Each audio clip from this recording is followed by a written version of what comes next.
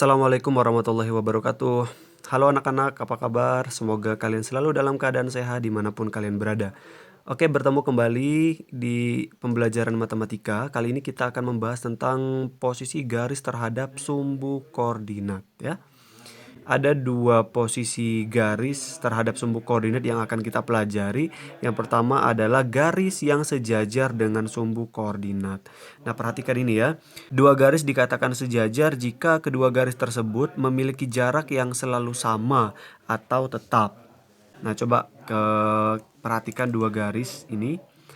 Misalkan garis L dan sumbu ini adalah sumbu X, kemudian ini sumbu Y ya. Nah, coba perhatikan sumbu Y dan garis L ini. Jarak dari garis L terhadap sumbu Y untuk masing-masing titik yang berhadapan ya. Misalkan ada titik di sini. Jaraknya terhadap sumbu Y yaitu berapa satuan? 1, 2, ada 2 satuan ya. Kemudian ada titik dari garis L ya. Kemudian terhadap sumbu Y, titik yang dihadapnya, berapa jaraknya? 1, 2, 2 juga ya. Kemudian titik ini misalkan pada garis L terhadap sumbu Y, ada berapa jaraknya? Ada 2 juga, 2 satuan. Ini juga nih, ada 2. Ini ada 2 juga. Artinya titik-titik yang berhadapan, titik-titik pada garis L, kemudian berhadapan dengan titik-titik yang ada pada sumbu Y itu jaraknya selalu sama ya. Nah, karena dia selalu sama, maka dua garis ini dikatakan sejajar atau garis L sejajar dengan sumbu Y. Pun begitu dengan garis G misalkan ya. Jarak dari titik-titik pada garis G terhadap titik-titik yang ada pada sumbu Y ini berapa satuan? 1, 2, 3. Ada 3 satuan ya. 3, 3, 3, 3 dan seterusnya. Karena jaraknya selalu sama, maka garis G ini dikatakan sejajar dengan sumbu Y. Gitu ya. Jika garis L sejajar dengan garis G dan garis G tegak lurus terhadap sumbu X atau sumbu Y. Jika garis L sejajar dengan garis G, L dan G ini sejajar ya. Kemudian garis G, ini ada garis G tegak lurus terhadap sumbu X. Nih, dia tegak lurus terhadap sumbu X, artinya membentuk sudut siku-siku ya, sebesar 90 derajat. Tegak lurus itu biasanya dilambangkan bentuk seperti ini ya. Tegak lurus itu dilambangkan sebagai dua garis yang saling berpotongan, tegak lurus. Kemudian sejajar, ke depannya kita lambangkan sebagai dua garis yang seperti ini. Ini namanya sejajar, yang ini tegak lurus. Berarti kalau G tegak lurus terhadap sumbu X. Nah, ini membacanya adalah garis G tegak lurus terhadap sumbu X. Garis G sejajar dengan sumbu Y. Garis G sejajar sumbu Y. Nah, membacanya seperti ini. Oke, kembali ke sini ya. Jika garis L sejajar dengan G dan L ini sejajar, kemudian G tegak lurus terhadap sumbu X, ataupun nanti garisnya seperti ini, berarti tegak lurus terhadap sumbu Y ya. Maka garis L ini tegak lurus terhadap sumbu X. Jadi L ini tegak lurus juga terhadap sumbu X. Ya. Atau terhadap sumbu Y kalau garisnya horizontal seperti ini. Gitu ya. Jadi kalau seandainya ada dua garis yang sejajar, kemudian salah satu garisnya tegak lurus, maka garis yang lain pun tegak lurus. Gitu ya. Jadi kalau pertanyaannya kenapa L ini bisa tegak lurus? Karena G tegak lurus dan garis G dan garis L ini adalah sejajar. Oke, jadi paham ya. Jadi mudahnya adalah dua garis ini kalau dia sejajar dan salah satu saja yang tegak lurus, maka garis yang lain pun tegak lurus. Atau misalkan ada beberapa garis, misalkan ada banyak garis ya. Nah, banyak garis ini semuanya sejajar gitu. Salah satu saja yang tegak lurus, maka yang lain pun pasti akan tegak lurus. Baik terhadap sumbu X ataupun terhadap sumbu Y. Oke. Nah, yang kedua ini adalah garis berpotongan dengan sumbu koordinat. Oke. Garis berpotongan itu terjadi kalau seandainya terdapat tepat satu titik ya yang sama pada dua garis ataupun lebih. Misalkan nih, ini khusus untuk garis lurus ya. Misalkan ada garis ini, garis K gitu kan. Kemudian ada garis lagi, misalkan ini L. Dua garis ini berpotongan.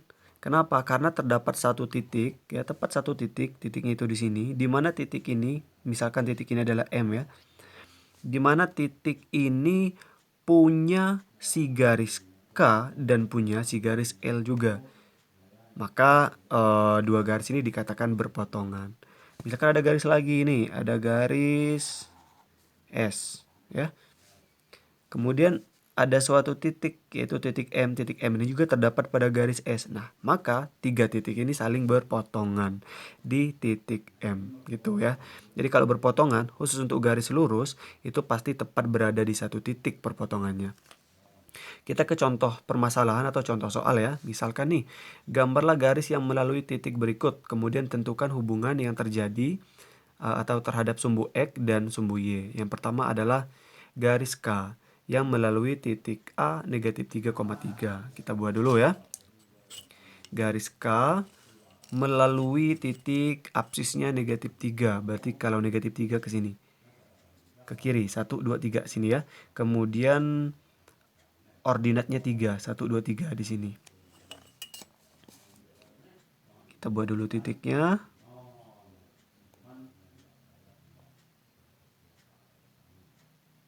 Oke, gini ya. Jadi kalau membuat ini kalian harus jarak ini ya, rentangnya harus sama, biar nanti gambarnya tepat gitu. Ini adalah titik A. Kemudian titik B. Titik B itu ada di absisnya 5, 1, 2, 3, 4, 5. Tuh 2, 3, 4, 5 ya, absis di sini. Kemudian ordinatnya negatif 3, tuh 2, 3 di sini, ke bawah. Maka ini ya.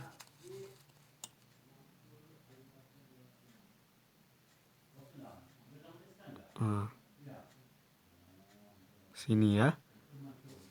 Ini adalah titik B.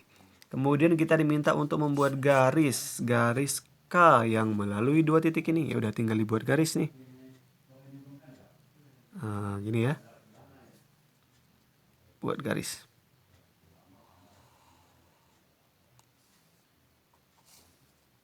Yaitu garis K.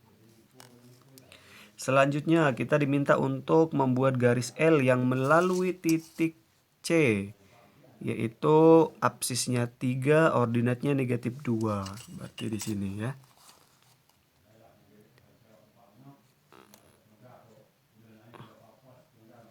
Nah, di sini titik C. Kemudian titik D di 1,2. Absisnya 1, ordinatnya 2. Sini ya.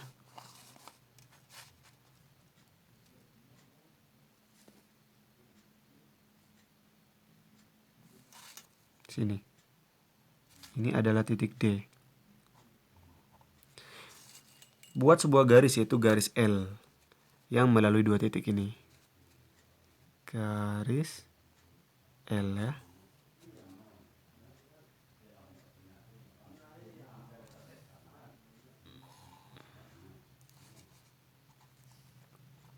Garis L.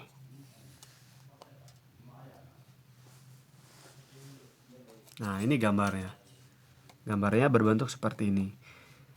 Nah, kemudian kita diminta menentukan hubungannya terhadap sumbu X dan terhadap sumbu Y. Kita mulai dari garis K dulu.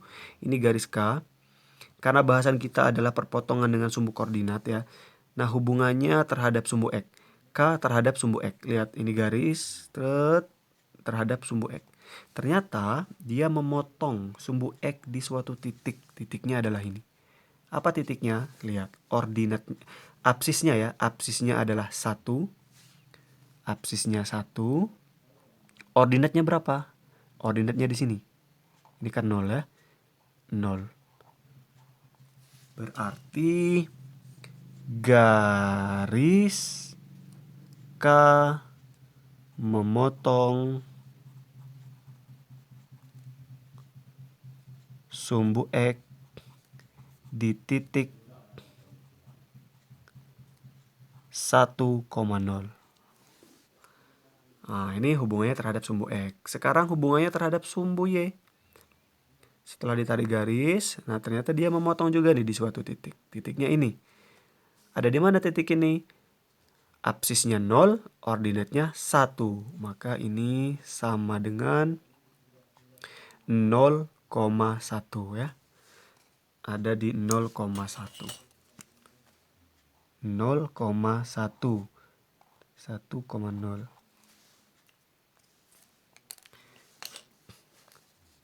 Jadi garis K memotong sumbu Y di titik 0,1. Seperti ini. Selanjutnya kita perhatikan garis L. Ini garis L, kemudian melalui titik C dan titik D. Jelas di sini memotong sumbu X dan sumbu Y ya. Nah, dia memotong sumbu X di mana? Perhatikan titiknya ada di sini.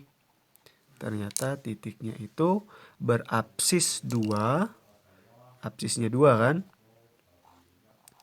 0. Jadi garis L memotong sumbu X di titik apa? Titik 2,0.